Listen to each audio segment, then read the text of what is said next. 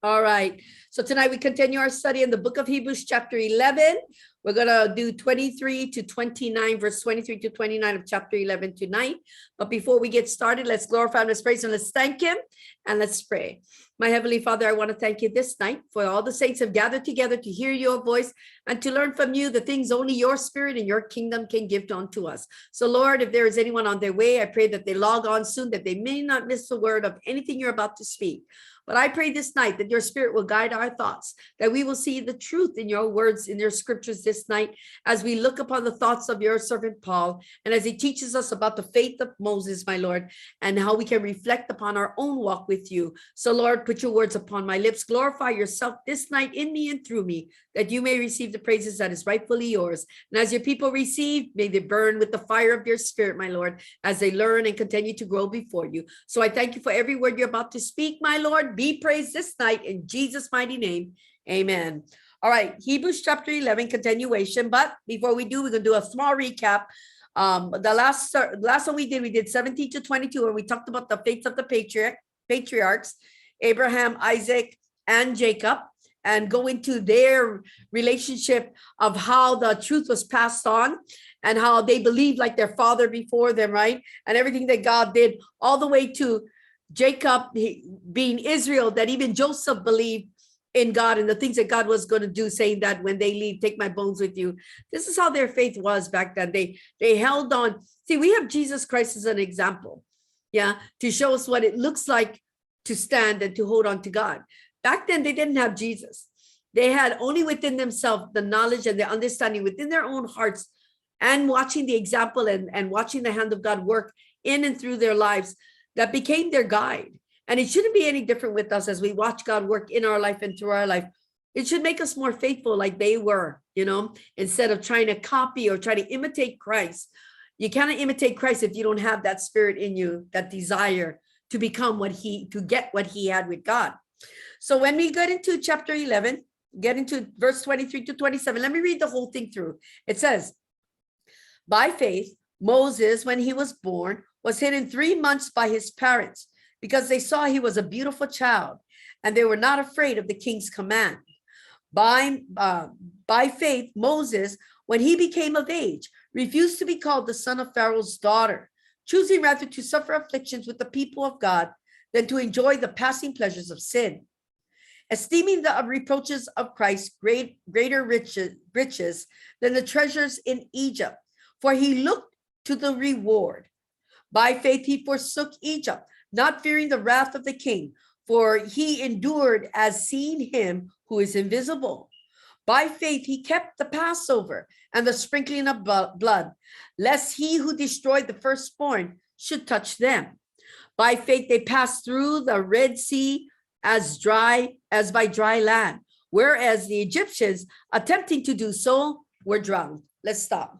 I'm going to stop here only because, and we're not going to continue, because after this he goes into the faith that they overcome, and he goes into all these different people and the different ways that they showed their faith, and that would overwhelm what we're going to talk. So I want to focus on Moses tonight, because Moses is a big topic. Not only was Abraham considered the father of the Jewish nation, he was the beginning of the promise, right? Moses was the beginning of their religion. You know what I'm saying? Moses laid down the law, so it's about Moses's law. Yet they hold on to being children of Abraham, right? The promise to the children, and they consider themselves in the bloodline that the promise is onto them. And at the same time, they consider their religion by Moses, not by God, and they don't see the insight behind it. But in verse 23, when at the beginning, they say, by faith. Now you got to listen to what it says. By faith, Moses, when he was born, was hidden 3 months by his parents. Now you got to see it that it's not talking about the faith of Moses here. It's actually talking about the faith of his parents because of Moses. So this is the starting with the faith of Moses's family, his parents, because his father was a Levite. The mother was a daughter of a Levite, the clan of the Levites. And so their faith, that made them stand. They're the ones who hid Moses after he was born 3 months, because there was a decree, and you read about this in Exodus, right? In Exodus chapter 2, when the king at the time, Pharaoh at the time, had nothing to do with he had nothing to do with Joseph's family. Okay, you read about that in chapter 1. So he put out a kill all the children born to the Egyptians because they were multiplying too quickly. Okay, they were multiplying too quickly, and the Egyptians felt that if at any time that there was war, that the Hebrews would join with their enemy and overpower them, overwhelm them. So what they wanted to do is they wanted to stop this growth process that the Israelites was happening with the Israelites. They were just growing within, and they became more numerous than the Egyptians. So Pharaoh wanted to stop this. So he set forth that any child that was a boy that was born was to be cast into the sea. First, he tried to get the midwives to kill the babies when they were freshly born, to kill them off, but they didn't do that because they fear God more. After that, he said, any child born who's a male is to be cast into the sea. And if it's a girl, then they could stay alive. But this decree did not go well with the Hebrews or God himself. And so when his mother was pregnant with Moses, when she was pregnant, and she had given birth, and this decree went forth to kill all the firstborn sons, when Moses was born, they hid him 3 months after his birth, that newborn 3 months to 3 months. But it got to the place that they had to consider that this boy would be noticed, and because he was newborn, right? That he was newborn, and the decree was still in play. So by faith, by them trusting in God, right? By them trusting in God, it was the parents who saw what they say was he was hidden for 3 months in his own house. They didn't allow him to go out. They didn't take him out, right? For 3 months, his parents hid him within their house because, and look at this, because they saw he was a beautiful child. I have to stop and really look into them. That saw that he was a beautiful child, because when Moses was born, hidden away from the parents, when they saw he was a beautiful child, the mention of Moses' beauty is kind of spoken, not quite spoken, but spoken in second.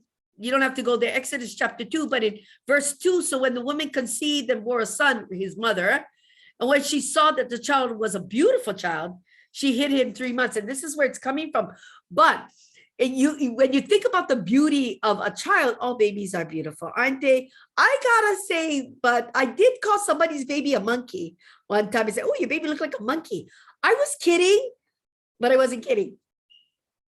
I wasn't nice. That wasn't nice, but it was all in fun. It was all in fun. Anyway, the baby, if you read about, I found that in Acts chapter 7, remember when Stephen was brought before and accused of blasphemy? He decided to tell everybody who was listening the accusations that God had against them. So he went through the whole history, but he does come upon Moses. He does come upon Moses in verse 19. When you read about in Acts chapter 2, verse 19, Acts chapter 7. Oh, that's why. Sorry, verse 19, wrong page. When he talks about how God delivers Israel by Moses' hand.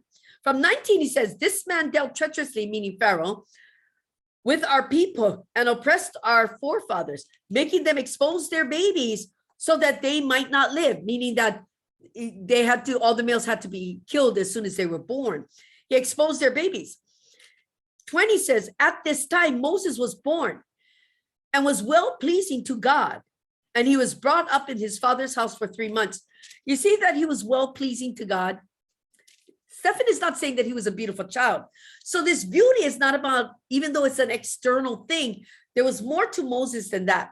Stephen said that he was well-pleasing to God for a reason, right? So the mention of that beauty, right? I told you. Because the beauty of Moses was not just a beauty, like I said, that you look upon and say, oh, cute baby.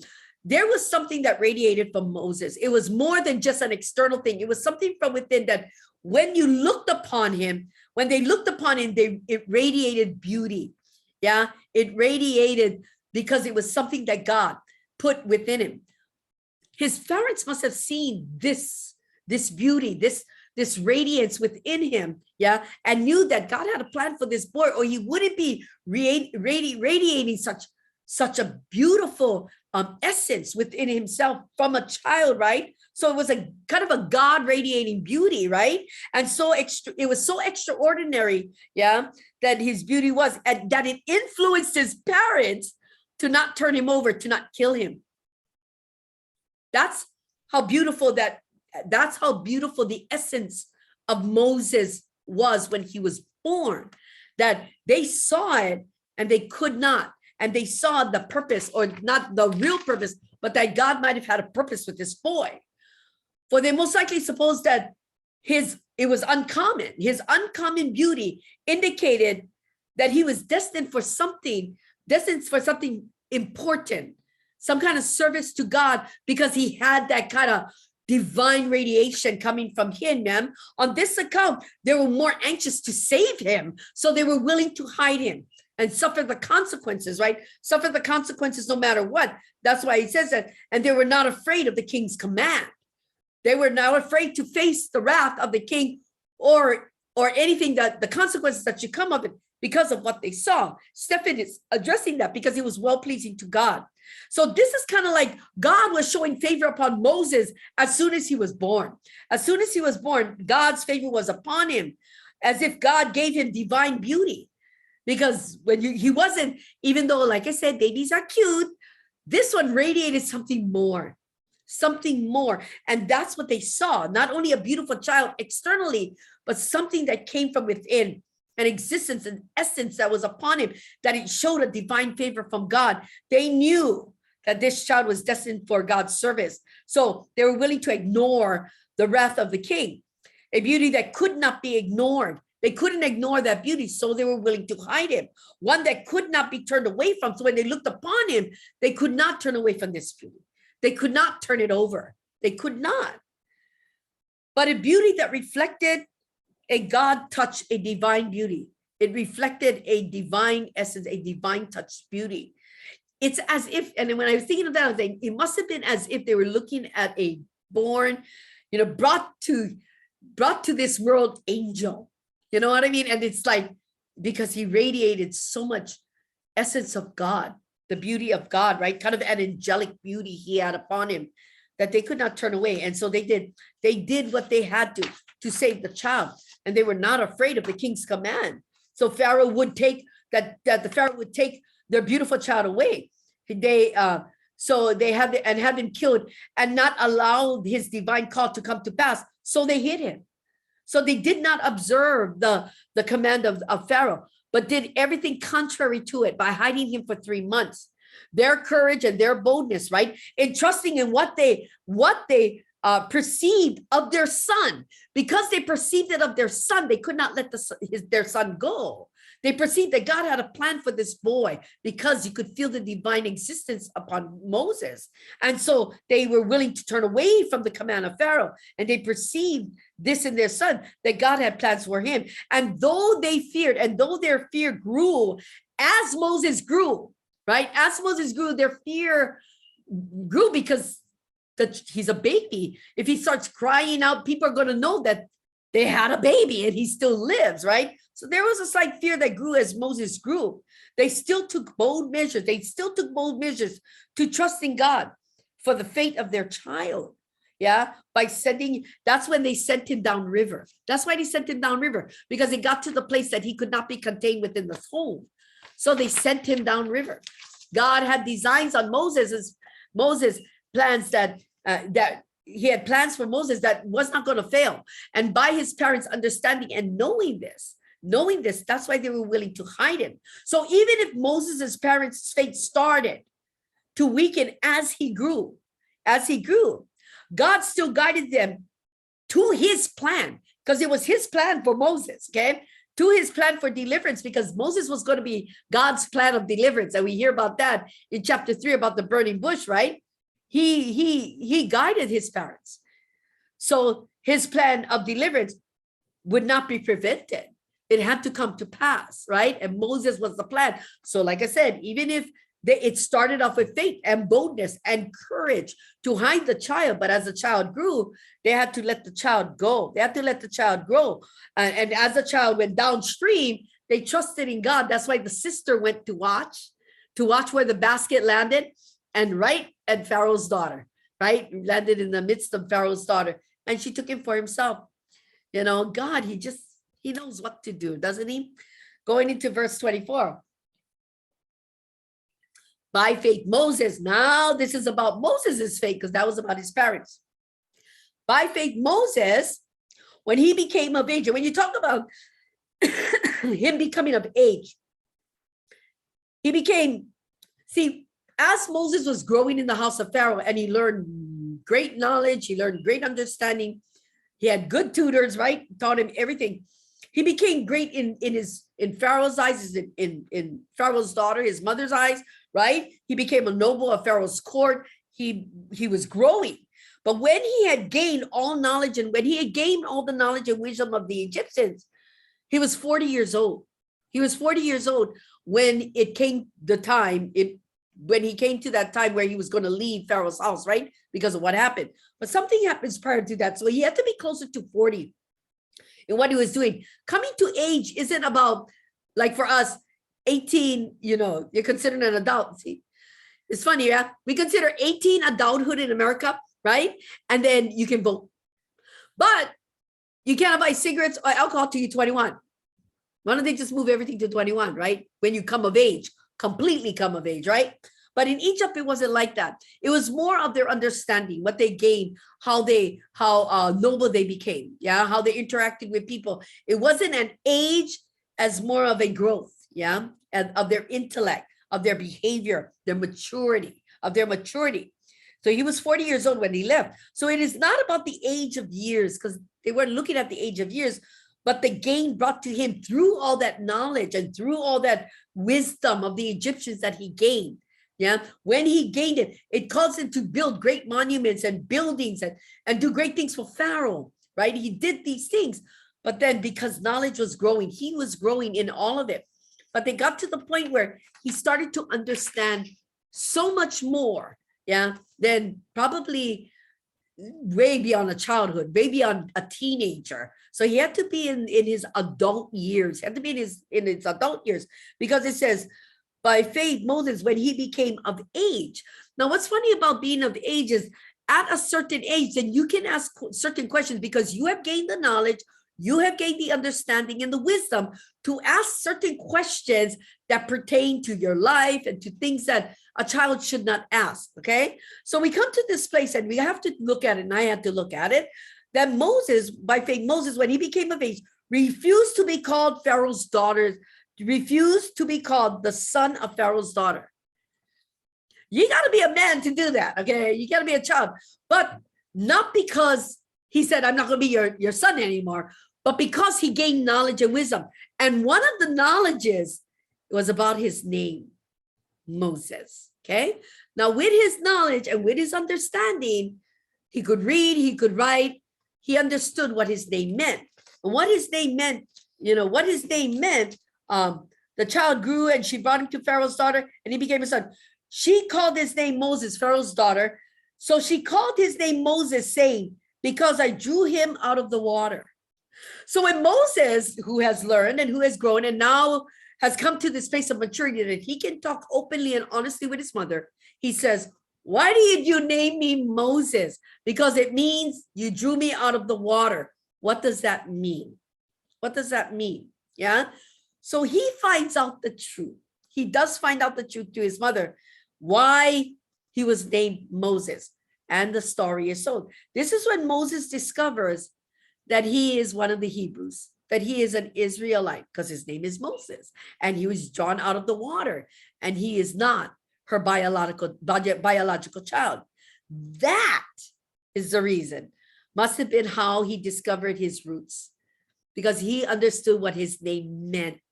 That's why God put it in the Bible, to tell us what his name meant, because eventually, there's like, if you name your child, if you give your child a Hawaiian name, when they get old enough, you tell them what it means, right? It's kind of like that. No matter what nationality or ethnic group you are, you give your child a name.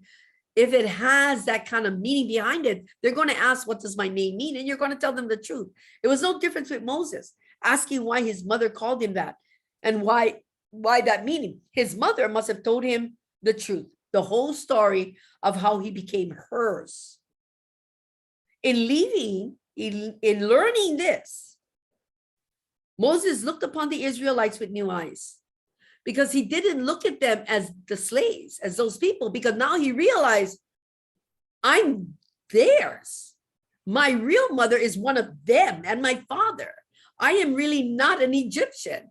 I'm not an Egyptian. So with all his knowledge and his wisdom that he had, and he looks upon them and he discovers, I'm one of them, it kind of threw him, didn't it? It would throw anybody. But from that moment, he refused to be called the son of Pharaoh's daughter because of what he had learned, because he discovered that he wasn't a true son, not to her. He was adopted, but his real biological mother and father was one of the slaves, was them. And he wanted to know his roots. He wanted to know his family. He did. Not as a slave to do Pharaoh's will, but as brothers by blood. He looked upon the Israelites. Yes, they were slaves. Yes, they were being beaten. Yes, this was happening. But he was looking at them not as them and me, because he thought he was Egyptian for a little while. He's looking at, I'm part of them. I'm not yours. I'm not even an Egyptian. I'm their blood, not yours. And in understanding wisdom and knowledge that he gained, he realized he belonged there. What's funny about this whole thing, remember the beauty of Moses being born? And I was talking about the essence of God, because God favored him, because God had a plan for him. God did all of that. He did all that. He made Moses see and gave Moses an awareness, such an awareness. And this awareness that I'm talking about is not something that you all of a sudden put two and two together, but it's something inside of him. It was a kind of like an indignancy. It's something that says, I need to be amongst my own. Yeah, I need to be there. He was drawn to it. He needed, because he felt that they were his true family that he did not know. So he refused it. So Moses went out among them, right? He went out among them in Exodus chapter 2, verse 11 and 12. Moses, he goes, now it came to pass in those days when Moses was grown that he went out to his brethren. So that means he found out who he was. Right, he found out who he was, that they were his brothers, and now he's called their brethren. He went out to them. He went to his brethren, and looked at their burdens. And he saw an Egyptian beating a Hebrew, one of his brethren. So he looked this way and that, and when he saw no one, he killed the Egyptian and hid him in the sand. He became indignant, right? He did. So Moses went among them. He went amongst them because he wanted to learn. He wanted to see. He wanted to know his family, and he saw the burdens that Pharaoh and him being in Pharaoh's house. So by association, what he had placed upon them too, because remember, he was building buildings for Pharaoh and temples for Pharaoh's name to show his maturity, to show himself, right? Because he had come of age. And so this is what he was doing, because Pharaoh didn't have any sons. And so at that time, so Moses was actually going to take over for Pharaoh. He was supposed to take over, but he refused. Once he found out who he was, he didn't feel like he was worthy of it. So he looked upon the people. You got to look at the story. I must have read the story 2 times today. So he looked upon his brethren, or he looked upon the people, his brothers now, in blood now, and he saw the burden that Pharaoh had put upon him. And like I said, by association, he put upon them too. He put upon them, placed upon them. It was an injustice to his brethren. He did this too. He did this to them. And during this time, Moses saw, and because he saw what he had done, he saw an Egyptian, like I read, beating on one of the Hebrews. And when no one was looking, he became indignant. When no one was looking, he struck the Egyptian and hid his body in the sand, because he was protecting his brother, because the burden he knew he put upon him. And this Egyptian was doing exactly that. And he wouldn't allow it. He wouldn't allow it. So he stepped in to protect that Hebrew, yeah? Learning of his true heritage. Now, learning of his true descendancy, right? Moses refused all honors that came with being Pharaoh's daughter, right? He refused. With that came with Pharaoh's daughter. And by taking part with the Israelites, he declared that his true descent was of them and not of the Egyptians. The moment he did that, he says, I'm with them. I am not an Egyptian. Yeah, the Egyptians are not my brothers. The Hebrews are. And I'm protecting the Hebrews. I'm protecting my brother, right? He became indignant for them. And so he was with them, right? So in this act, he showed, in that act, that very act of killing that Egyptian, he showed that he preferred being called an Israelite to his adoption by Pharaoh's daughter, that he would rather be with them. That the next day he went back to them. He went back to them. It says the next day he went back. That's what it says here, right? In 13. And when he went out the second day, which was the next day, right? He saw two Hebrews fighting. And he tried to stop them. And one of them said, are you going to kill us like you killed that Egyptian? See, they saw. And then he became afraid. He became afraid.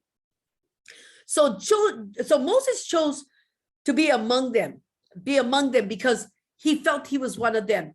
That where he was at, in the house of Pharaoh, eating fine foods, living off the good of the land and the backs of his brothers, was not right. Was not right. Yeah. So he decided to refuse Pharaoh's house and join his brethren. And in this is what he's saying. He refused to be called the son of Pharaoh's daughter. He refused because he was not her son. Even though he was adopted, his true parents was in the Hebrew nation, was with the Hebrews. Verse 25, so choosing rather to suffer afflictions with the people of God than enjoying the passing pleasures of sin, right? So he chose rather to suffer the afflictions of the people of God. So Moses chose to be among his brothers. He chose to be among them instead of the riches, the honors, and the pleasure of Pharaoh's house offered, okay? Even if he had to suffer with them, it was better and more honorable to be among them than to pretend that he was one of them. You understand that? It was more honorable in his heart to know he was amongst his people, his brothers. He was a Hebrew. He was amongst other Hebrews than to pretend he was an Egyptian in Pharaoh's house. To him, it wasn't right. Because as long as he stayed in the house of Pharaoh,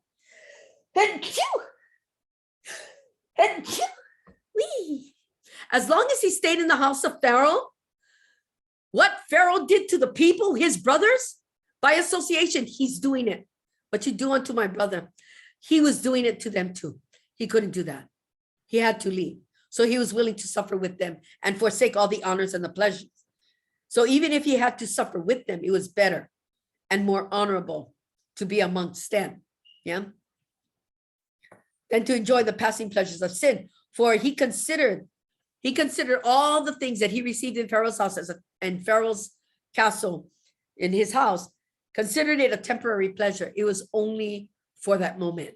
While he was there, when he did not know, when he did not understand, he had all the pleasures, he had everything. Yeah. But when he found out, he said, it's no more, because those things are temporary. They're not forever. They were temporary pleasures, just like his adoption to the daughter, to Pharaoh's daughter. It was only for a time. This is what temporary means. He was enjoying it for only a time, but he would not enjoy it anymore. Yeah. Esteeming the reproaches none, choosing rather to suffer affliction of the people of God than to enjoy the passing pleasures of sin. Yeah. Because the sin wasn't the acts of debauchery that they might have been doing, but it's more by association, beating on his brethren. That's the sin, what he was doing to them because of where he was at. So he refused and considered that those pleasures was like his adoption to Pharaoh's daughter, was temporary and only for a time. For his true heritage was with the Hebrew nation, was with the Hebrews, right? His true heritage was with them. For to be a Hebrew was a permanent thing. Don't you see? As long as he was in Pharaoh's house, he would never be truly Egyptian. He would never be one of them because he wasn't one of them. As long as he was there, the time that he was there from baby to whenever he left, which was around 40, that time was so temporary that he could cast it away. It was temporary. To be an Egyptian he was only a temporary Egyptian because he did not know until he asked the question, why did you call me Moses? And all that being Pharaoh's daughter brought him, all the honor, right? That it brought him to be her daughter. yeah, would only last for a time. It could never last. It could never last because he found out that he was a Hebrew. It could not last anymore. But being an Israelite, you got to understand this. I wrote this down, and all that being in Pharaoh's daughter brought him. All it brought him, the honor, the court, everything, the money, the glory, whatever it may be. What it brought him was only for a time, and it could never last because it was temporary. Even as an adoption, it was only temporary. Okay. But being an Israelite could never be changed. Being a Hebrew, he will always be a Hebrew. Being an Egyptian was only for a time. It was only a time because he's only pretend. But being an Israelite, being one of the Hebrews, that would never change. That's where he belonged, because that's who he was. That's who he was. He belonged amongst them.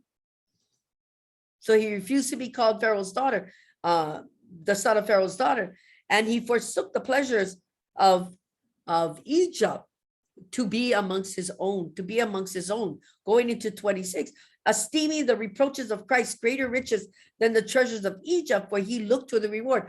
I had to stop here because I really had to look and dig into this one, because I couldn't grasp what Paul was saying when he said, esteeming the reproaches of Christ greater than the riches, greater riches than the treasures of Egypt.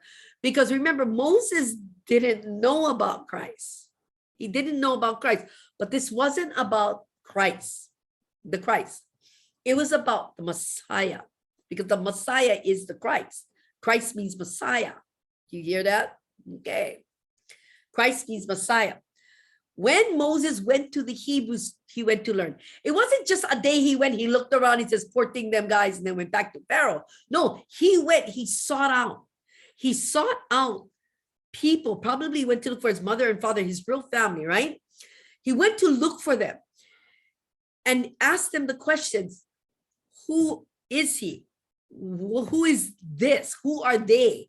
And they got their answers. And guess what they taught him? They taught him about the promise that was made to Abraham, Isaac, and Jacob. They told him about the God. They told him all about who he is and what he was going to do. They told him about the prophecy that God said your people were going to be, that we're going to be in bondage, but in the end, God was going to deliver them. And they were holding on to that God was going to deliver them. So when you take a look at this, where he says, esteeming the reproaches, when you talk about the reproaches, here they're using the reproaches as the reviling, the rejections, the things that they were doing, esteeming the burdens that they were put upon the Hebrews, right? These type of reproaches, these rejections, he esteemed the reproaches of the Messiah greater riches. So when you look at it, Moses didn't know, like I said, or perceive Christ, right? So this is pertaining to the Messiah. Now, whom all the Israelites believed through the promise made to their forefathers, Abraham, Isaac, and Jacob. Moses learned of the promise,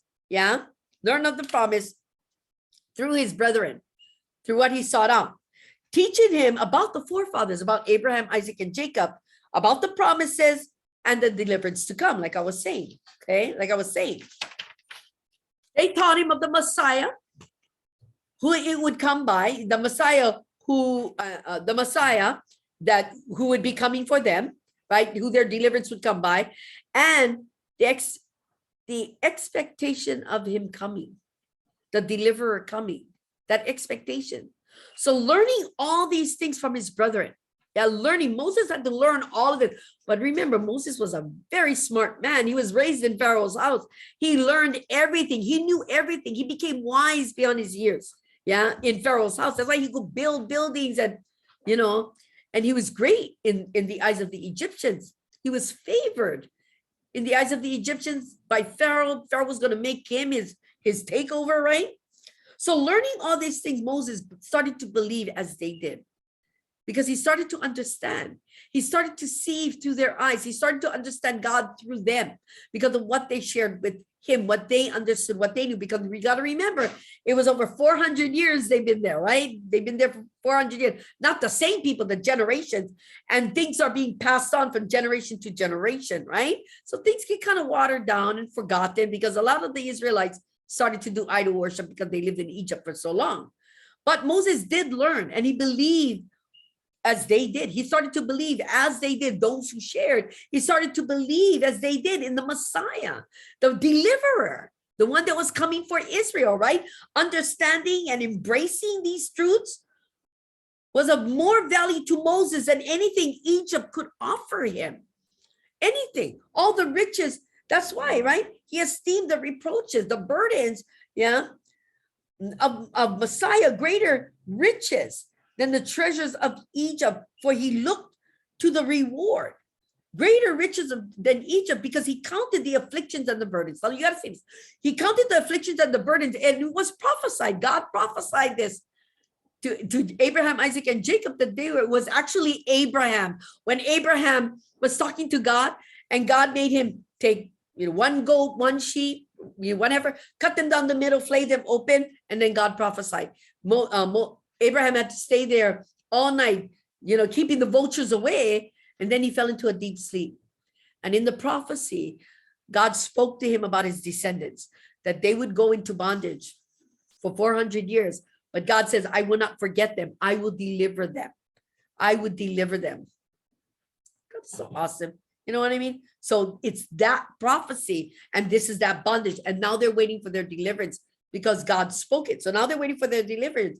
Moses understood this, and the burdens and the beatings and all the sufferings that they went through, it was all part of the prophecy, all part of that prophecy. He counted those afflictions and those burdens, all the reproaches of Egypt could lay on him.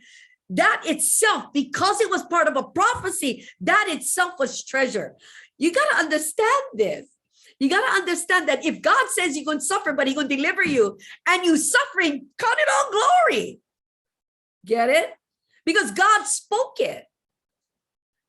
You go through the burdens and the trials. You don't stop and say, God, help me. When God said you're going to go through, when you go through, he said, hey, just like you said.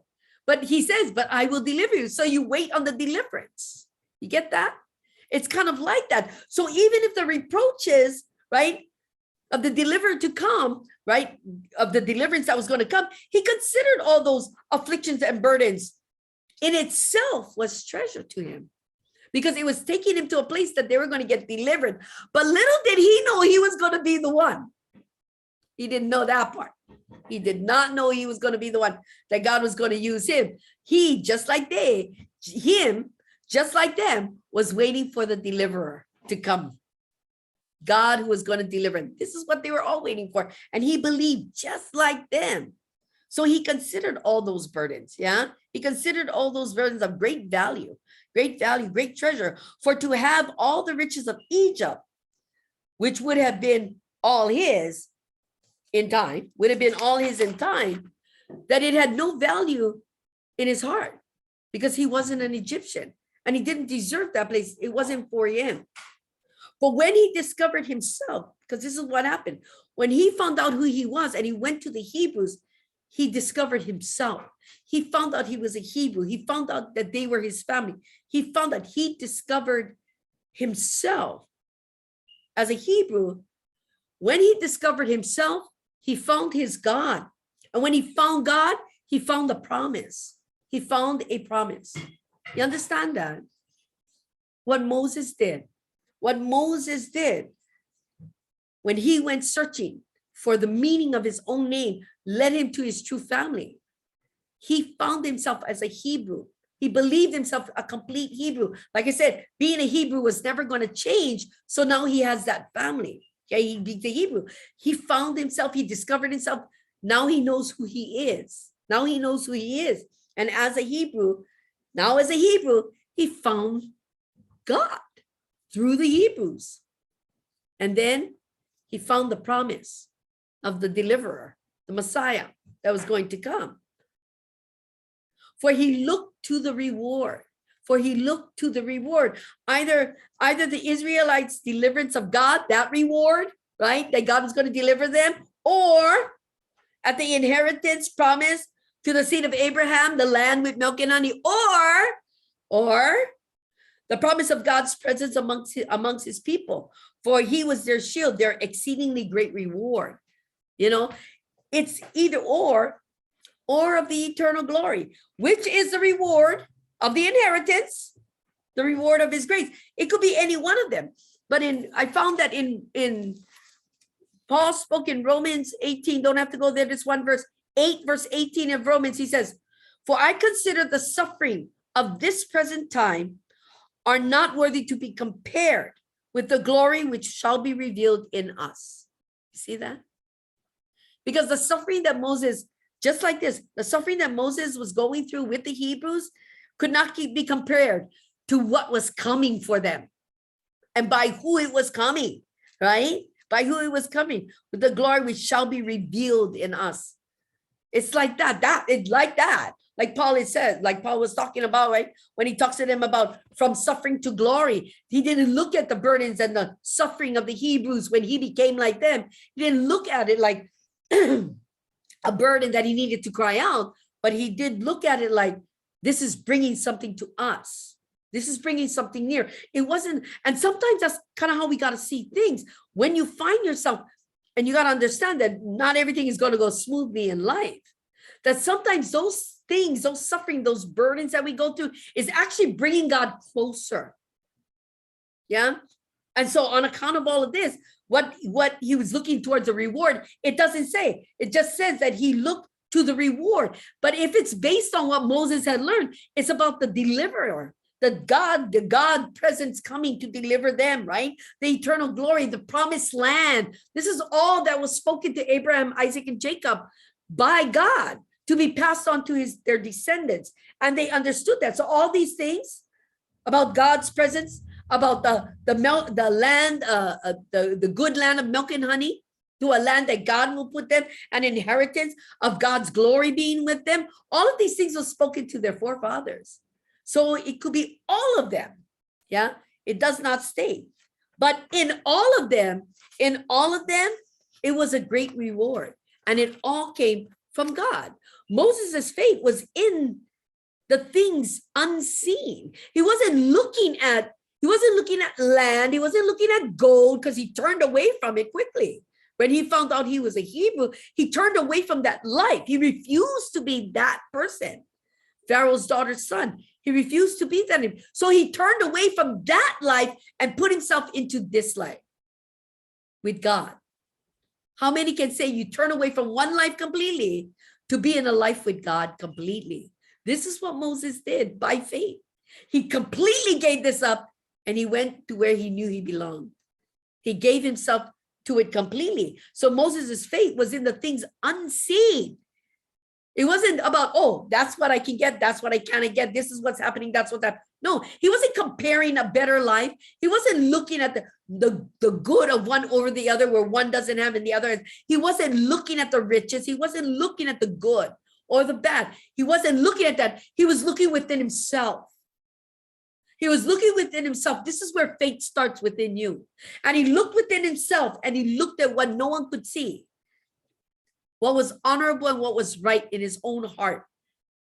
This is what caused him to prefer even the afflictions with his people over all the worldly riches of Egypt, because he looked within himself. This is faith, because he knew the truth. This is faith. And he stood on that truth. I'm a Hebrew. I will always be a Hebrew. He stood on that. So he went to the Hebrews and he learned about God.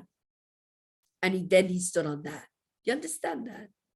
We struggle trying to even get to become a Hebrew, yeah? We have a hard time leaving Pharaoh's house, yeah, with all the good, knowing we have to leave things behind, right? I tell you, right? To overcome those worldly riches that he was winning, because he looked towards the reward. He looked towards a reward, a reward. Here, look what it says. For he looked to the reward. Something that you're hoped for. This is what faith does, right? Faith is the evidence of the things not seen. And Moses leaving Pharaoh's house to join the Hebrews was evidence of where he stood. And then he learned about God, how he stood. It was easy for him to walk away from the worldly things and to step into something that would bring God, the God that he now believed in, that would bring God into his life. He turned away from the world for that. His world, Egypt, Egypt. Okay, 27. It says, by faith, he forsook Egypt. Now, when you look about forsaking, you're talking about abandoning. He abandoned it. He gave up on it. He let it go. He abandoned it completely. So Moses completely let go of Egypt, completely. Anything that it brought him any honor, any glory, any riches, any reputation, all gone, all temporary, all gone. When he found out who he was, that he was a Hebrew, he completely let it go. He abandoned Moses the Egyptian and became Moses the Hebrew. He abandoned that completely, forsook Egypt and all that it offered, right? He forsook Egypt, not fearing the wrath of the king. So Moses completely let go of Egypt and all that it once was to him. And sometimes that becomes the thing, right? For God was going to use him to deliver his people. That's why God cannot use us to help his people if we cannot forsake or abandon the thing that keeps us out of him. You understand this? So Moses, and the way Paul writes this, right? By faith, by standing on what he believed, what he understood within himself, within his own heart, what he understood, he abandoned Egypt completely and let go of everything that it represented, that it made him. When he found out the truth about himself, he goes, this is not me. That's me. I'm a Hebrew. I'm a Hebrew. This is Egypt created. This is God ordained. Don't you get it? That your world and the way you live, yeah, that's Egypt created. What you become, what you love, what you hold on to, that's Egypt created. But when you discover your relationship with God, you forsake that which created that, and you become God ordained. You become his, a Hebrew, a child of God. And in order to become completely his, you got to let go what Egypt created. You're going to have to forsake everything that Egypt represented and Egypt gave. You understand that? So Moses completely let go of Egypt and all that it once was to him, because God had a plan. This is the wonder about God. He knew Moses' divine essence, the beauty of his spirit. He did what was right. God knew this, that when Moses found out who he was, he knew Moses would leave. He knew Moses would leave. God was going to use him to deliver his people, even though Moses never knew yet, right? And Moses could not have any attachments to Egypt if he was to return to it. He couldn't. If we're going to serve God, we cannot have attachments to Egypt. In Egypt, you have idol worship. In Egypt, you have greed. In Egypt, it brings things upon you that is not God's. Yeah. So you can't have any attachment to Egypt if you were to have a relationship with God. So he had to come face to face with Pharaoh, and he could not fear. So we end up, when you look upon here, right? Not fearing the wrath of the king, he endured as seeing him who is invisible. He had to forsake Egypt completely, because remember when Moses at the burning bush? Okay, so Moses kills the Egyptian, and then he goes back to the Hebrews, right, to learn, and they tell him that they saw him do this. Out of fear, because fear of the Egyptians coming against him, but fear of what Pharaoh would do to him for killing one of his taskmasters, he runs away and he goes to Midian. Okay, he runs to Midian. He's in Midian for 40 years. He runs away. He's found by Jethro's daughters, yeah? Anyway, so he starts a family. He ends up with 2 kids. He marries the eldest daughter, and he ends up with 2 children. And he goes up the mountain because he sees the mountain on fire, and he goes to take a look. Now, what happens on that mountain is between him and God, right? Because Moses had to completely let go because God had a plan for him. Remember I saying, for God had a plan for him. Oh, let me go back to that page. That's why God put it in him, right? God put it in him because God had that plan for him. God had that plan for him. Where is that page? For God, nothing. Moses knew God had a plan for him. Verse 27, by faith he forsook because he was temporary. Okay, there it is. Sorry, I lost a page. There we are. So God was going to use Moses to deliver his people. Moses did not know that, but he found out, didn't he? So he runs away to Midian out of fear because of persecution, and he runs away and he goes through the desert, half dead. They find him. God's plan again, right? And he lives with Jethro and his family, his wife and his 2 kids, for 40 years. But he goes up the mountain because of curiosity. Something inside of him says, I want to look. And this is God calling. You remember the divine essence from when he was a baby? God put that there for a reason. Like calls to like. And he could not resist the call. He could not resist the move because people told him not to go on the mountain because that's God's mountain. But he couldn't help himself. Something inside of him said he needed to go. So he went. He went to take a look, right? He went to take a look. And in his conversation at the burning bush, right, that he had face to face with God, in the burning bush, right? Moses discovers God's plan, that he is the plan. Everything he believed, that God was going to deliver the people and all that, Moses ran away. So I guess maybe Moses felt that it didn't apply to him because he was no longer in Egypt. He was in Midian. Moses had completely let go of Egypt, but he also ran away from his brethren. So God has a plan to send him back. He still had attachments.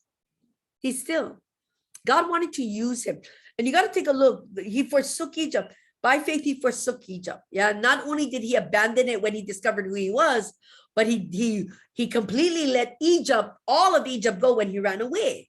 He abandoned it completely, and all that he believed and understood and trusted, he let it all go and he ran away, right? Because of his fear. Okay. Then we come to the burning bush. And God tells him, you're the one. So Moses completely let all that he had with Egypt go. God telling him at the burning bush that the last things of Egypt that he still had attachments to were dead. Because when he was talking at the burning bush with God, and God told him, I'm going to send you, because Moses was sensitive. Remember the essence of God, the divine within him? That's what caused him to go up that mountain. And that's what caused him to turn and look at it. He was drawn to it. He was drawn to it because it was in him. And he was drawn to it. So he went. God starts telling him, I got plans. I'm going to deliver my people. He knew this. I'm going to deliver my people. I've heard their cry. I've seen their pain. I'm going to deliver them. Great plan, God. And then he tells Moses, I'm going to send you. And Moses go, ho. When did I become part of this plan? And so because of that, Moses starts making excuses. I cannot. I'm not a talker. And he makes up all these excuses. God said, don't worry, I'm going to speak for you. Someone's going to talk for you. I'm going to be there. I'm going to perform all the miracle. Don't worry, I got your back. Moses is afraid, but he refuses to admit what's going on inside of him, even though God knows. So no matter what excuse he makes, God tells him, don't worry, I got you. I am with you. I'll speak for you. I'll speak through you. Yeah. And in the end, Moses just said, just send somebody else. That's what he says. But he said, oh Lord, please send by the hand of whomever else you may send. So God got angry and said, your brother Aaron is waiting for you. Okay. So Moses decides to say yes. He says, I'll go. He goes. And what happens is he goes to Jethro. This is how he does it. He goes to Jethro and tells Jethro, I'm going to go back to Egypt. Please let me go. Okay. Jethro says, go ahead. Only when Moses, and this, you got to look at this abandonment thing. You got to look at this forsaking. He forsook, look at what Moses did. He forsook Pharaoh's house to become a Hebrew. Yeah. Completely. So he can be with his brethren. Then he forsook all of Egypt, brethren and Egypt, both, everything. And he runs away and he goes to Midian. And he lives there pretending he never was in Egypt. He never was. This is him. Yeah, like nothing. Then God, divine, puts him on the mountain and reminds him then you're mine. You're a Hebrew. You're part of my people. I'm going to send you to help him. But Moses, I left. I forsook. I don't want to go back. I don't want to go back, right? God, no matter what excuse you make, God got an answer. I got you. Don't worry, okay? So Moses is without breath. He says, I will go. So he tells Jethro, I'm leaving. Only when he tells Jethro in chapter 4, verse 8, it says, so Moses went and returned to Jethro after he came down from the mountain. So Moses went and returned to Jethro, his father-in-law, and said to him, please let me go and return to my brethren who are in Egypt and see whether they are still alive. This is what he says, okay? And Jethro said to Moses, go in peace. Then God tells him, and then the Lord tells Moses in Midian, go, return to Egypt, for all the men who sought your life are dead. All those last attachments that was keeping you from going back, all the people you thought who wanted to kill you because you murdered somebody, every single one of them has died. You have no attachments to Egypt, okay? And when it comes to Jethro, in order for him to go back to Egypt to do what God wants him to do, he had to forsake Jethro too. The moment he told Jethro, I'm going back to Egypt, that means I'm letting you go and I'm going to go there. He had to let Jethro go. Everything about Midian, he had to forsake Midian because remember, Jethro, he was helping with the sheep and their family and whatever the thing is, but he had to forsake. In other words, to move forward, you got to forsake something. You got to let something go. Yeah. So he lets go of Pharaoh's house to become a Hebrew. He lets go of all the Hebrew and the Egyptian to go to Midian. Then he's got to let go Midian to go back to Egypt because he thinks he still has a attachment. God says nothing can keep you from there because all the attachments you thought you had, all the connections to Egypt you thought you had, that made you run, they're dead. There is no connection to it. Forsake Midian and go do my will. So he's going to go back. Get that? So he forsakes everything to move forward, move forward, move forward. That's what he does. He does. That's why when you look at what Paul is saying here, right? By faith, he forsook Egypt, not fearing the wrath, fearing the wrath of the king. You see this? Not fearing the wrath of the king. Because when he left Pharaoh's house, he became a Hebrew. He had already done that. Left, no attachments, going back, leave Midian, forsake Midian, go back to Egypt, but he got God at his back. You see this? He's not going back alone. He's going back with God. He fled in fear of those who sought his life. Yes, he did. Who sought his life. Now there was nothing to fear. There was nothing to fear. Not even the wrath of the king he was going to face. For Moses knew and he believed completely because of what God said, because he did believe while he was a Hebrew in Egypt, right? But on the mountain, God told him, I'm going to be with you. I'm going to be doing all this. Moses knew and he believed that he was not alone in this. If God was telling him to go and God says, I'm with you, that means him and God is doing this, right? That God was with him. For this king, just like Egypt and Pharaoh's house, was temporary too. He was temporary. God was eternal. He wasn't afraid of Pharaoh because he had an eternal God by his side. So he wasn't afraid of the wrath that would come from Pharaoh when he goes and he faces him to let God's people go. He wasn't afraid. He wasn't afraid of this temporary man who has no power when he got the eternal God with him by his side at his back, right? For that king was temporary and his God was eternal. His God was eternal, right? Because, oh, I missed it again. There we go.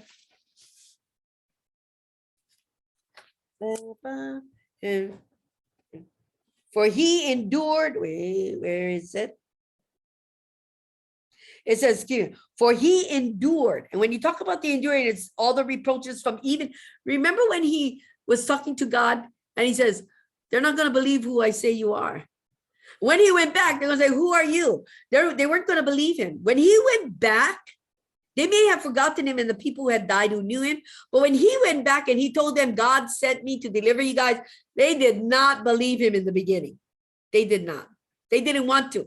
In fact, they They blamed him for a few things, because when he came against Pharaoh and spoke up to Pharaoh to let the people go, Pharaoh turned around and gave them heavier burdens. He took away I think he took their grass away from making bricks. They had to make bricks without straw. He did something and he made the burden. So they turned to Moses and said, you did this to us. Wasn't that a sign of how they were going to be in the wilderness? Complainers. Yeah, that was a tall tale sign, right? Anyway, so it was temporary, but he endured even the reproaches from his own brethren who would not believe in the beginning that God sent him. I mean, how do you tell people God sent me to deliver you guys? You just tell them. Yeah, they're not going to believe. He endured the reproaches of Pharaoh, right? Who would not believe in any other God but his own and himself, because he considered himself a God. Because that's what Pharaoh said in chapter 5, right? In chapter 5, his first encounter with Pharaoh, verse 1 until 11. After Moses and Aaron went in and told Pharaoh, thus says the Lord God of Israel, let my people go, that they may hold a feast for me in the wilderness. And Pharaoh said, who is the Lord, that I should obey his voice and let Israel go? I do not know the Lord, no will I let Israel go. See that? He didn't know who Moses, he wasn't going to believe, because he didn't know. The people didn't know who Moses was. 40 years went by, so they didn't know. Who they could believe? All of a sudden, somebody comes and says, God sent me to deliver you. No, they were not willing to believe. When he went to Pharaoh, Pharaoh was not willing to believe. He was not willing to believe. Yeah. So he endured the reproaches of his people and of Pharaoh. He took it all with patience and courage, for he expected divine help from God. He was always going to have God's help. God was always going to be at his back, even if they didn't believe him, right? No matter what, God was going to show them his power, because God said he was going to do the miracles. He was going to talk to them. He was going to show them who he is. It wasn't Moses. So even if nobody believed, it was on God to prove that he was his mouthpiece, that he was there because of him. God would have to prove that. God would. And he believed that God would. That's why he says, so for he endured, and that's what he endured. For he endured as, look how he endured, as seeing him who is invisible. As is the key. As seeing him, as seeing him. For his encounter with God at the burning bush, right? At the burning bush, he saw God. He saw God visually. He saw God in that bush. It's a vision type of thing that he saw. He didn't see God face to face. I mean, God couldn't do that. Remember, he put Moses in the crack and he only could see the back of God. In the burning bush, he could look upon the burning bush, but the presence, the essence, and the existence and the glory of God was upon it. But it wasn't God per se. It was a vision type of thing. It was a visual thing and a symbolic thing for Moses too. He saw the essence of God. He saw and he heard and he knew at the bush. He saw him by faith because he believed that that was God, that it was God who was speaking to him. It was God who was telling him to go. He saw all of this by faith because he heard by faith, trusting that it was God. He saw, it was God he heard, it was God he knew he was speaking to. It was God who sent him. It was God who's going to stand beside him. He believed this completely, right? He saw him, not with his plain eyes, but he saw him with eyes of understanding. He saw him through the eyes of understanding, right? So he believed completely because he understood God. He understood what God wanted. Remember, he learned about the prophecies from the Hebrews before he ran away. Now he saw the truth. He saw that God was going to fulfill that prophecy, and he was the vessel that God was going to use. He saw God. He saw God in it all. He saw God in it all. So he believed completely in what God could do, in the power that God was going to show, and in the faithfulness of God to be there and help him persevere. That God, that the faithfulness of God would be doing everything, would help him through it all. Because he endured. and I had to say this over and over, because to endure, let's say this, to endure the struggles and the burdens of life, the only way you can truly stand on God is because you see him through the eyes of understanding from your heart. You see him in here. You see him. It's the power. It's his glory. You see it. How can you not? You endure and overcome like someone who has seen the face of God. Do you get that? You know what it does to somebody when you see the hand of God work? Do you know what it does to you? This is what he's doing. He endured the rejection of his own people and Pharaoh, everybody, because he in his heart saw God. How can he not believe? How can he not trust when he knows deep down he and God, he was in the presence. He had the presence of God before him. Don't you get it? So he endured as one who has seen, as one who has seen him, seeing God, who is invisible to all men, who others cannot see, who is invisible. Others cannot see. But Moses saw through understanding. Moses saw through spiritual wisdom. Moses saw through this divine connection between him and God. He saw God. And he believed completely. Completely. He believed. Going into 28. So it says, by faith, he kept the Passover. Now remember, the Passover is about what happened in that it's the last plague, but it's not called a plague, the death of the firstborn. Okay. I'll try. By faith, he kept the Passover, which Moses, by that time, the people were really believing in him, wasn't they? Maybe the first couple of times they were kind of like, I don't know about this Moses, kind of iffy, you know, this guy. But by the end, with the locusts and the flies and everything God had done through him and by his hand, they believed Moses was sent by God. They believed. And so he instructed them because he was divinely instructed by God. Yeah, instructions of God. Caused all the people of Israel to do the same. Yeah. And in the wilderness, they kept the Passover, yeah, and continued to observe it. But by faith, they kept that Passover. And that Passover was because of the last plague, which was, oops, hang on, here we go. Oops, wrong one. Here it is. Death of the firstborn announced. God told them to slay the lamb, take the blood and sprinkle it with the hyssop upon the doorposts, and then the shadow of death would pass them by. That's a Passover. Death would pass them by. This is the Passover. And this is what they did. So God, being divinely instructed by God, told all the Israelites what to do for that time. For by it, God was going to deliver his people from bondage. Through it, this is going to be the last straw.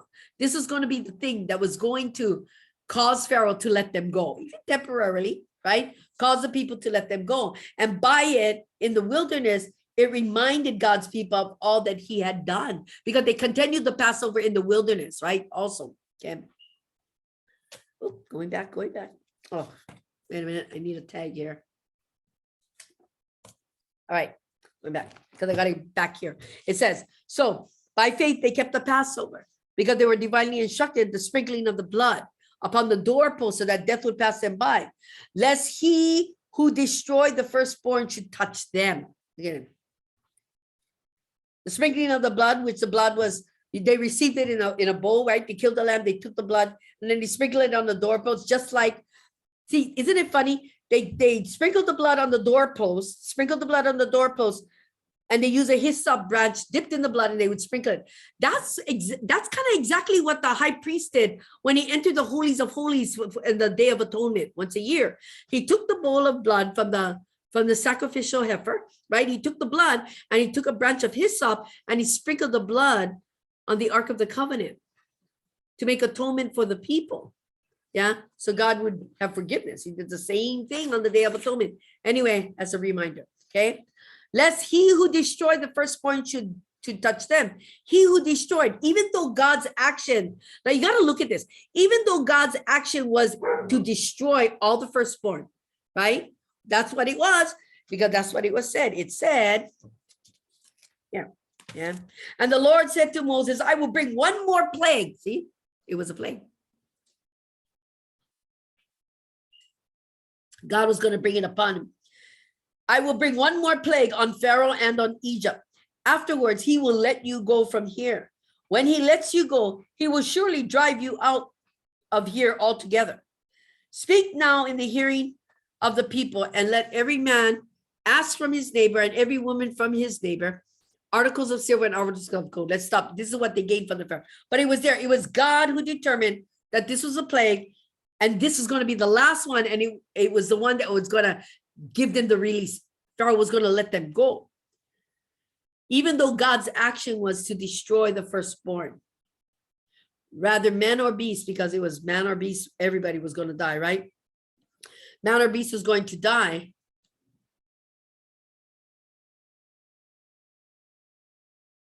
Oh, here it is. And Moses said, thus says the Lord, about midnight, I will go out into the midst of Egypt, and all the firstborn in the land of Egypt shall die. From the firstborn of Pharaoh, who sits on his throne, even to the firstborn of female servants, who is behind the handmill, and all the firstborn of the animals. You see that? All firstborn, rather human or animal. That's what he said. But only the Egyptians, right? So it was Pharaoh, but it was Pharaoh actually who made the threat that brought forth this last plague. It was Pharaoh. Remember, Pharaoh was the one who said, kill all the male babies as soon as they're born and throw them into the water. Kill them. But Moses was delivered from that because his parents saw the beauty of his essence. Of course. Pharaoh laid it out. And in this last plague, because he doesn't want to be, he's refusing to be broken by God. In this last one, it's like God takes it and throw it right back upon him. You took their children. So I'm going to take yours. I'm going to take yours. And it was the plague of death, because that's what he did to the Israelites. He created a plague of death upon them by taking their children. For it was Pharaoh in Exodus chapter 1 through 3, right? 1, 2, and 3, who was killing the newborns of Israel, right? He was. And by God killing the firstborn in this plague, and the Israelites heeding the instructions of Moses, right? Heeding the instructions of Moses about the Passover, God's plague could not touch them. Could not. For he who is destroying, gotta go back. Lest he who destroyed the firstborn should touch them. They needed to keep them. They needed to trust God, and they needed to keep that Passover, because by faith, they had to believe in what God was speaking through Moses. They had to trust what God was doing, and they had to keep the Passover. And in following God's instructions, the wrath that took Egypt's firstborn, the wrath that took Egypt would not be a wrath poured out on them. It wouldn't. Israel would not face the wrath of God through this last plague. It was God who was the destroyer. That's why they had to keep the Passover as a reminder that God did not destroy them, but allowed death to pass them over, because they believed and they followed his instructions. Verse 29, it says, so by faith, they passed through the Red Sea on dry ground. Yep.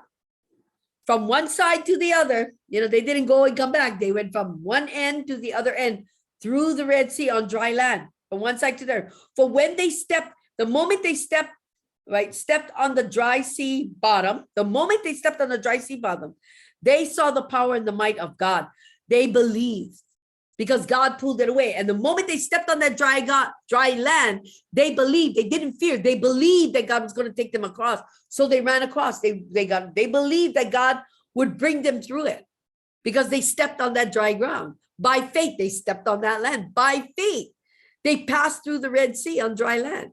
That first step on the sea bottom was saying, we're going to trust God. We're going to believe God by taking that first step. For they stepped on the dry sea bottom. Then they saw the power and the might of God. They believed that God would bring them through. They had to believe that their enemy would not touch them and believe they would never see them again. Yeah, they would never see them again. Whereas the Egyptians attempting to do the same, that's what it says, through the Red Sea on dry land. Whereas the Egyptians attempting to do so were drowned. Okay?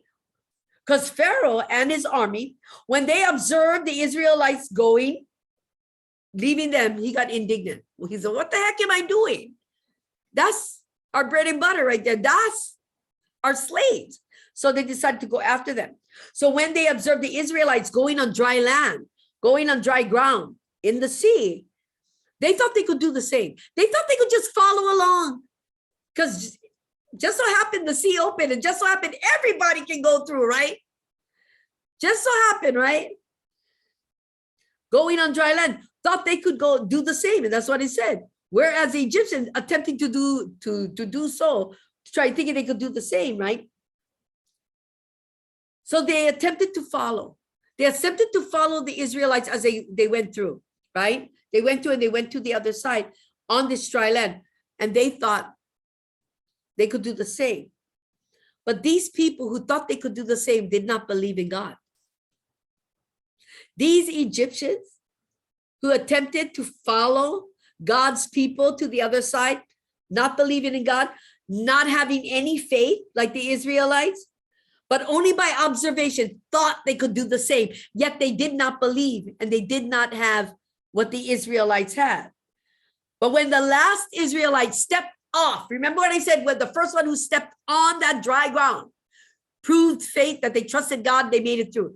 The last one who got out, whose feet came off of the bottom of that sea, who stepped onto the new ground, the new promise on the other side, God closed the sea. God closed the sea, and they all drowned. And guess what that was for? For drowning all the children of Israel. All the newborns were cast into the sea. You know? And God took Pharaoh's son, because that's all he had, his firstborn, right? But it wasn't about firstborn, he was taking his child. God took his child. He only had that one child. So God took him like he took away the children of Israel. The babies that were newly born, God took his child too. And as he commanded the people to throw their babies, their newborn babies, into the sea, God used the sea to crush him. And God took his life as he took theirs by drowning him too. Divine justice, that's what I call it. Divine justice. When the last Israelites stepped on new ground, God closed the sea and they all drowned. A weird justice, yeah, for drowning the children of Israel. It is also a shadow of the kingdom of heaven, the promised land. Yeah. For that the enemies of God, when you look upon it, what he's doing, that the kingdom of heaven is open to his people. And here we are through troubled seas. The path leads us to the promised land, leads us to the kingdom, right? No matter what it looks like, it takes you up to the promise. But he says in Revelation 21:8, he says, he who overcomes shall inherit all things, that I will be his God and he shall be my son. But the cowardly murderers, the cowardly, unbelieving, abominable, murderers, sexually immoral, sorcerers, idolaters, and all liars shall have their part in the lake which burns with fire and brimstone, which is the second death. So what he's saying is, God will shut the kingdom like he shut the Red Sea on unbelievers, on cowardly people, abominable, murderers, sexually immoral, sorcerers, idolaters, and all liars. As it's shutting the sea is like shutting the kingdom, the way to the kingdom. It will get closed. And anyone who does not believe as the Israelites believe will not make it. And they will drown, and they shall have their place in the lake which burns forever. They will not have their place in the promised land. They will die in the lake or in the sea. They shall never see. In other words, these will never see the promise of God. They will never see the promise of God. And just like the Egyptians who did not make it to the other side, they did not believe. God was not going to let them. Not because they were following his people and he was saving them, but also because they never believed. Like Pharaoh said, I don't know your God. I don't believe in your God. No matter what God did, they did not turn. They did not believe. They continued how they continued. And in that, God brought correction and God drowned Pharaoh for what he had done. Amen. So in that, this concludes Hebrews chapter 11 from 23 to 29. And we'll continue the study on Monday. Amen. Let me close this up.